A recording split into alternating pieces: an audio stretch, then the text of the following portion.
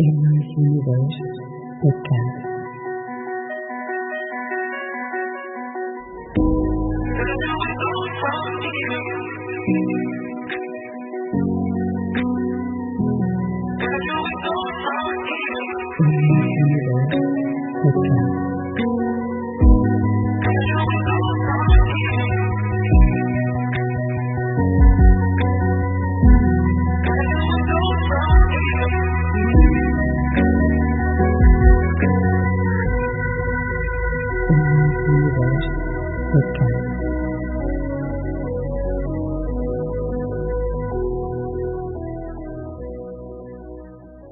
Hello and welcome to Emma's podcast.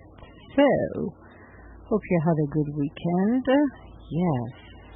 Well, it's always nice to be wishing people if you had a good weekend. So, now, we're going to start our podcast and it is called The Bridge Between Chaos and Clarity, Finding Stillness in Turbulent Times. Let's get started. So we begin with a personal story or universe moment, waking up to a flood or news alert, unexpected life changes, or an overwhelming workday. It's an invite to listeners to reflect. When chaos swirls around us, how do we find our center? Do we run numb or lean in? And what we're going to do today, we're going to introduce the idea of a bridge, a metaphorical crossing from turmoil to clarity. Yes, I know, this is going to sound like, whoopee-doody. But you know what, we're getting clarity, and sometimes one of the key, actually, I would say, before we dive into this topic, is understanding on how do we feel. Are we grounded? Are we like a yo-yo in and outside of our body because we're everywhere and nowhere at the same time? So we gain clarity even in the midst of the chaos. We gain clarity by staying grounded. So the idea to talk about that bridge, that invisible bridge that can basically make us move from the chaos to the clarity is something. Oh, yeah, pesky thing. So if you hear me clapping, I am not clapping because of the topic. I am clapping because I have mosquitoes, very aggressive mosquitoes in the cabin, which is not good. It is the last batch of mosquitoes in the cabin, and their pesky things are extremely aggressive. So if you hear me clapping, smashing, that means I'm trying to taking care of those little pesky things. So let's going back to the topic. Not and I'm done talking about the mosquitoes and the clapping. Because I love it. I love my podcast. I just love the way it's recording it. It's like you cannot get any more authentic than this one, seriously.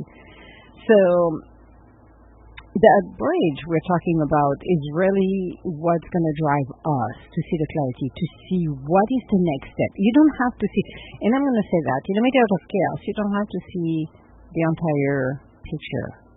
You just have to focus on the next step. And after you're done with that step, you're going to focus on the next one. You're taking a day at a time, an hour at a time, a moment at a time. So at least you can walk out of that chaos. So, that was my little spiel on this one. Now, let's talk about naming the chaos. Oh boy, yes, we need to name the chaos. So let's explore the different form of chaos which we have. We have external one, which could be a job loss, a family crisis, a world event, or internal, which is a self-doubt, overthinking, fear of the unknown.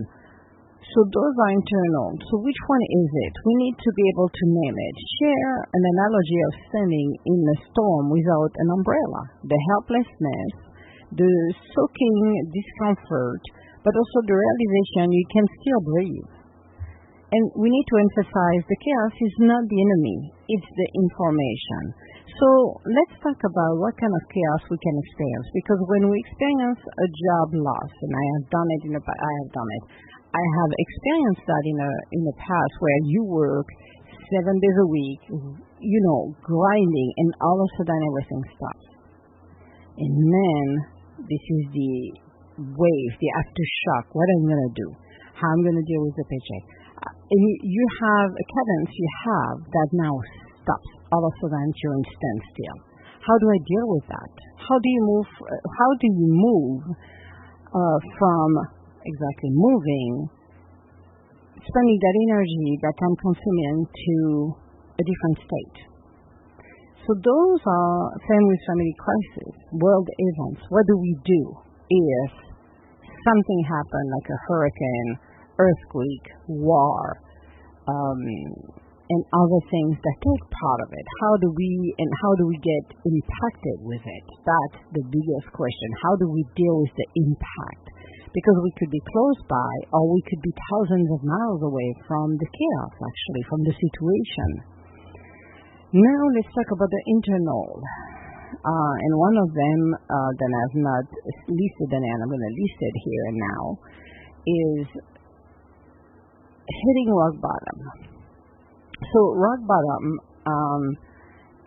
it's self-explanatory. There is a bottom. You're falling. You're gonna hit the ground, and you're gonna bounce yourself up. So this is one form of chaos, which could be, it could be related to job loss. It could be related to anything that impacts you, and you feel like you're spiraling down. It could be depression as well.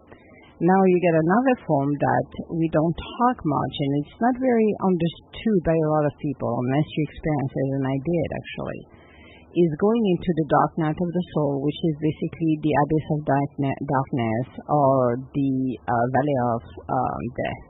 Somebody reminded me of that. So this is where basically it's not rock bottom, it's the next level where you see hope, because unless you have experience going into the abyss of darkness and understanding how we work, what's inside of us, especially that light that is called hope, because every day what makes us going is hope, that beautiful light inside of us. But when that light is being dimmed and is going smaller and smaller, the only option you see is, how do I exit from here? This is my exit plan. I am done with it. I'm gonna use the word kill myself. I'm gonna attempt to kill myself. I'm determined. I cannot find what is up, what is down. My world is completely upside down. I have no bearings. I have nothing. So this is the kind of extreme you could have internally. And a lot of people don't realize that, because most of the time people are suicidal. Most of the time, I said, not everybody will have a nice face or a smile on their faces. And everybody thinks everything is okay. Well, you're in the middle of a turmoil. So those are the kind of things that you're not seeing it, but this is internal to yourself, to ourselves. Now you got also the self-doubt, doubting everything you do, because maybe somebody make you feel you have to doubt. Maybe there is your outer condition make you self-doubt about the decision you're making, what you're going to make as a decision, but the decision you're currently making. So you don't know if you should go forward, if you got to go left, if you got to go right. So you are doubting every single decision you're making. You also, in the middle of all of this, you have the overthinking, overplaying over everything. You're replaying situation. You are just burning the midnight oil, literally putting your brain on overload. You also have the fear of the unknown. A lot of people, to be honest with you, a lot of people are, and I talked about it on the C show, in case you don't know what the C show is, it's the numb app, I think, numb app, it used to be Wisdom. So if you can find the Wisdom app, this is the new name of the app that I think they got purchased by numb. So, and we do live show with Sammy, so we call it the C show. It's Sammy and Emma show. But we talked about it actually. We talked about the discomfort, because when you think about it, you think about the unknown. When you lose a job, when you don't know what tomorrow will be, a lot of people, the majority of people, are uncomfortable because we are creatures of habit. And people are worried of like, oh my God, I'm losing my bearings. The unknown is walking somewhere and go with the flow. You have no bearings, you don't know what's coming your way, or you have a sense of what's coming your way, but you're not 100% sure. That's what it is. So we have to look at the unknown. If you're going to, like you have a current job and now you apply for another one, and they're like, okay, we're hiring you. Well, you're not going to go all the time like, oh yes, super yippee-ki-yay, I'm living where I'm at, fun. But the day you showed up over there to your new place, you have a new surrounding, new people, new job, new way to do things. So the unknown can be unnerving when you're doing this, when you're dealing with new situations. So that is part of the biggest thing that people fear, the unknown, because everybody wants to be, most people, not everybody, but most people wants to be in control of what's going on, when in fact, you're not in control. You can try to control everything, but that doesn't mean it's going to go the way you want it. So those are the kind of chaos. Are you dealing with an external? Are you dealing with an internal chaos? That's one thing. Now, building the bridge. Let's talk about how do we build a bridge? Because in the middle of that chaos, we might have something good. Exactly. We don't have to see everything dark. So we need to define stillness. Because stillness is not the absence of activity, but it's the presence among the noise. Amid the noise. Not amid, but amid the noise. And we have to learn to define the stillness. It's just being and observing. It's being and redefining what's going to be happening next. It's defining where are we going to go. What are we going to do? Missed it again. Your pesky things. So I'm going to give you a couple of practical ways to build it. Now, the first one would be to breathe as an anchor. And I talked at the beginning of the podcast here. In order to be grounded, you're going to have to breathe. You have to be aware of where you are. What is my state of mind right here and right now? Am I at peace? Or am I in the middle of turmoil? Am I feeling a little bit annoyed? Or am I feeling that I'm on basically flight or fight mode? You have to recognize where you are. Are you grounded? Because when you're in the fight or fight mode, you're not grounded. You're not even allowing yourself to breathe. The fight or fight mode is like the caveman at the time of the dinosaur and whatever they were being chased by. So it should be a short moment, but we have a tendency now to expand our flight or fight mode for months or years, which is not good for our bodies. Now when you start to breathe intentionally, you inhale and you exhale slowly. And it comes down. It keeps everything from going 200 miles an hour and then slowly but surely bring it down.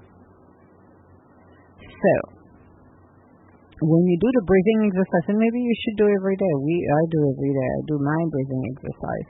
But when things start to go a little crazy, I remind myself most of the time to breathe so I can anchor myself, so I don't get triggered, so I don't feel like I'm going to have to respond on a flight or fight mode. I take the time to breathe so the oxygen can go in my brain and I can have in the muscles so I can be relaxed, not tense, because the more you're tense, the more your muscle is going to contract, the less oxygen is going in your brain, in your muscles, and then here we go again. So breathing is your anchor. It's helping you to stay grounded. Now, micro moment of pause. That's another thing that could be done. 1 minute of silence before reacting. Like we said, count until 10 before you answer someone. That would be one thing. 1 minute of silence before reacting. Stepping outside before responding to an email. Take the time, and it happened to me in the past. When I was reading an email, and I was triggered, and I read it wrong. So I wanted to respond, and I stopped, and I walked away, and I came back, and I realized by reading it again, what I thought I read the first time was not correct. The perception I had wasn't what was transpiring in that email. So what I did is deleting what I did and responded a different way. And I started to catch myself like that, because often when we're being triggered by somebody or something, we want to respond immediately. And instead, then taking the time to read and respond the proper way, we just throw even the kitchen sink back out to that person. It's like, holy crap, we escalating things that doesn't need to be escalated. So the best way is to take a minute to go and walk out. I used to do that twice a day when I was working in specific company that it was just not the best company ever. So in order to remove the stress, I would walk outside for 15 minutes, and I used to do not take breaks at all. But I would take a break, come back in, and I'm like, okay, I got enough fresh air in my lungs, in my brain, in my muscles. I am relaxed. I'm okay. So I can now handle everything else. Also, another thing we could do is naming the emotions. Yes. How do I feel right now? Am I feeling overwhelmed? Transform your chaos into something the mind can work with. That's the key. So when you're naming it, then, okay, I am stressed right now. Okay, so I got it. Now I'm going to breathe a little bit, but at least I identified the state where I'm at. After breathing, then you can check it out and say, well, I'm a little less stressed. I'm feeling a little bit better, and I'm calmer. So you bring yourself down to a more peaceful state. That's one thing. It's introducing the concept of internal rituals. And you can do also journaling, prayers, meditation, or grounding habits that become planks on the bridge. Walking. Take a 5-minute, 10-minute walk every day. It helps to clear the mind. It really does. And you can play with music or without music. You can take your dog outside. You can I see people taking their cats, taking the kids, or going on a solo. You can go to the gym. You can do things that will set up that bridge, that will help you to have basically a way to disengage with chaos. This is what we need to learn. And a lot of people don't learn that, or learn it later on. Better later than never. But it's a nice way to really do that. It really empowers you to do self-care. Because at the end of the day, this is self-care. Now, when we talk about this, so you got already the idea. You have your foundation for the bridge, which, you should be doing every day. Even if you're not in in a situation like a fight or flight mode or in a chaotic mode. Those are great habits you can take and start to do every day, like doing yoga, doing walk, doing something that really ground yourself, because the key at the end of the day is staying grounded. So what I'm giving you right now is some tips and ways to do it, because we have to remind ourselves, yes, I'm going to do this, I'm going to do that. And then when the flight or fight mode starts, you forget everything and you're going to go back the old ways. So if you can catch yourself doing it, the old ways, you can stop yourself and say, no, I'm going to go a different way and see how it goes. You may be going to go messy at the beginning, but that's okay because you got to start somewhere. Remember, we all are students of life. Now, we're going to be talking about walking. Yes, walking across that bridge. So let's discuss how clarity doesn't mean answers to everything, but rather alignment. And like I said earlier, you don't need all of the answers in the middle of the chaos. You just need the first step. The key is the first step. And to me, per experience, and when I got out of that dark night of the soul, when I was working towards to get out of it, that it was one step at a time. I had a full enchilada, and I decided to do like I normally say, when you have a piece of chocolate, it's my favorite analogy on this one. You have a piece of chocolate, if you don't like chocolate, pick or something else.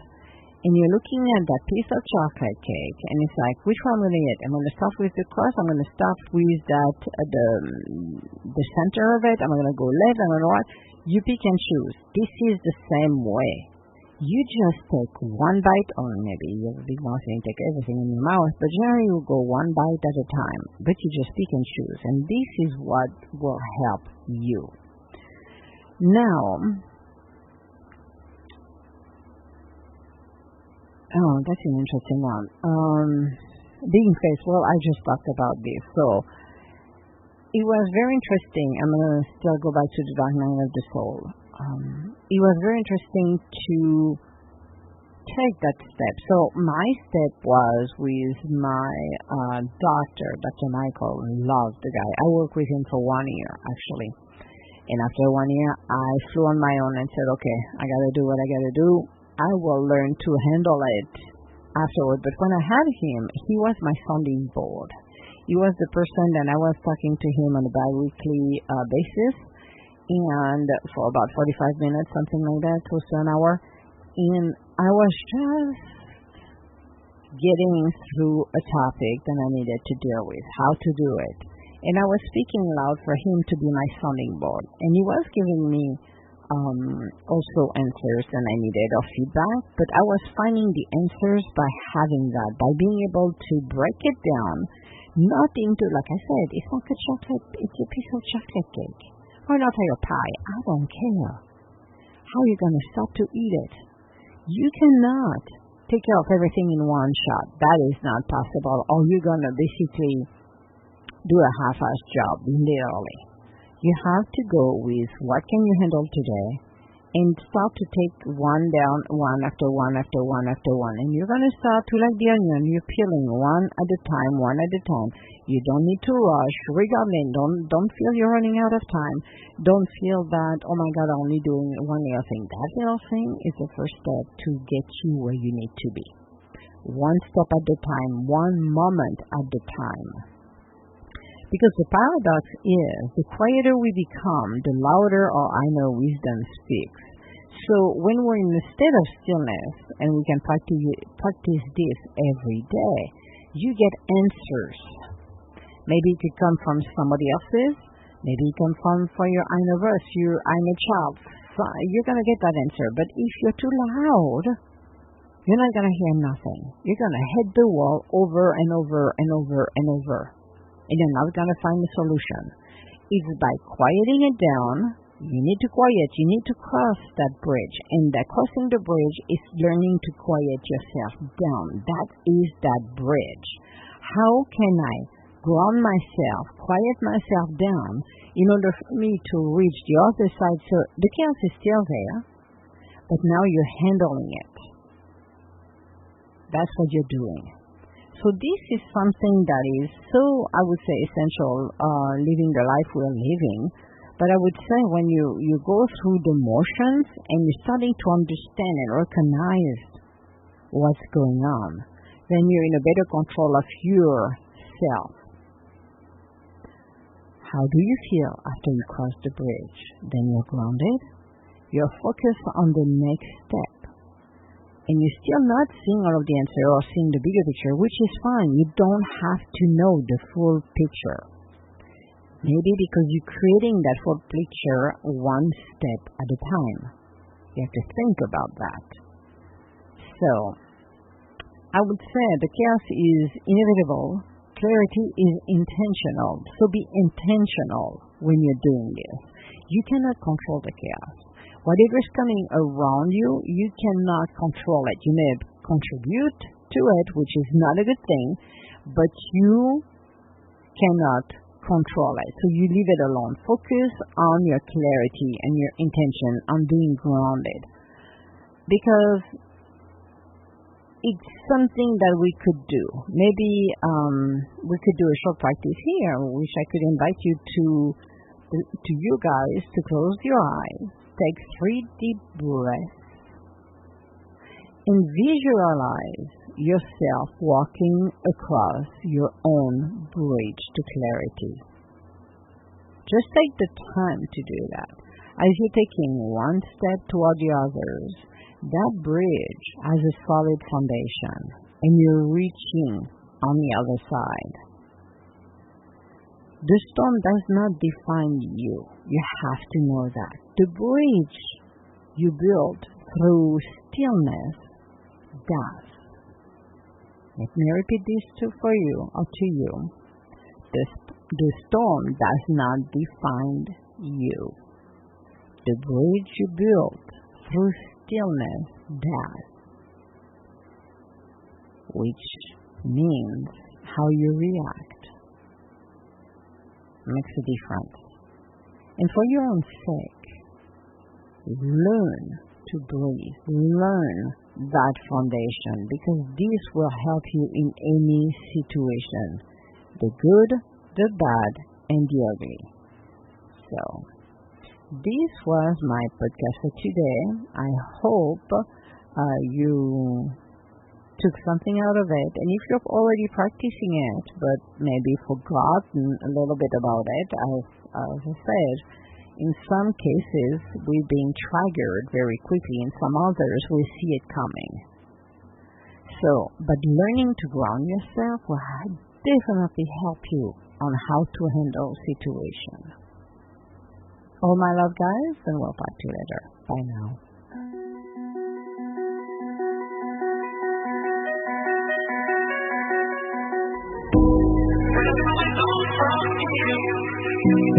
Universe podcast.